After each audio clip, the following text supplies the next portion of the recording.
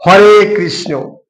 আজকে আবার চলে এসেছি আপনাদের সামনে নতুন একটা ভিডিও নিয়ে।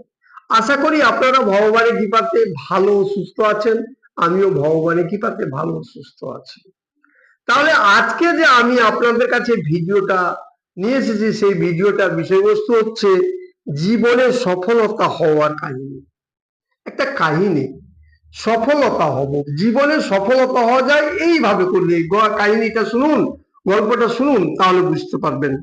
এক গ্রামে এক পণ্ডিত ব্রাহ্মণ ছিল। তার অপোজিটে, অর্থাৎ ব্রাহ্মণ পণ্ডিতের বাড়ির একটু পরে নদীর কিনারায়, মানে বাড়িটা যেখানে আছে তার পাশে দিয়ে নদী বেয়ে বয়ে গেছে, সেই নদীর কিনারায় এক মুচিরাম বাস করত। মুচিরাম কিন্তু নিরক্ষর, কিন্তু তার শ্রদ্ধা ভক্তি প্রচুর। তার বউ তাকে খুব ভালোবাসত, বউ শ্রদ্ধা ভক্তি করত, সেও পুজো করত। আর ব্রাহ্মণ তো বুঝতেই পারছেন, অভিজ্ঞ ব্রাহ্মণ, পণ্ডিত ব্রাহ্মণ, সে নানা রকম মন্ত্র উচ্চারণ করে পুজো পাঠ করত। এইবার বাড়িতে পুজো পাঠ করলো, তার একটাও সংস্কৃত উচ্চারণ ভুল নয়।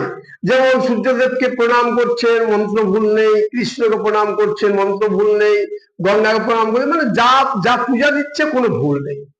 এবার ব্রাহ্মণ স্নান করে তো পুজোয় বসেছে, আবার ফুলটা প্রদান করবেন, ফুলটা প্রদান করে আবার স্নান করবেন।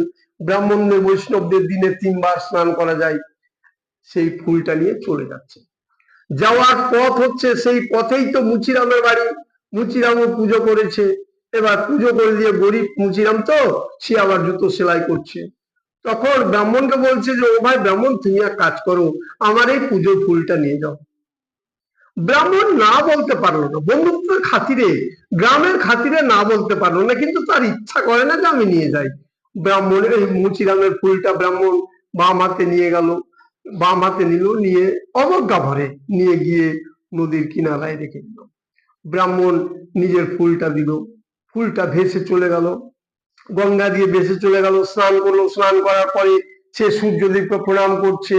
ওম জবাকুসুম শঙ্কা শঙ্কাস্ততে মহোদিন ধান্তারিং সর্বপাপগ্নং কুতস্মি দিবাকরম। একটুও ভুল নয়, সংস্কৃত ভালো রকম উচ্চারণ করে উঠছেন।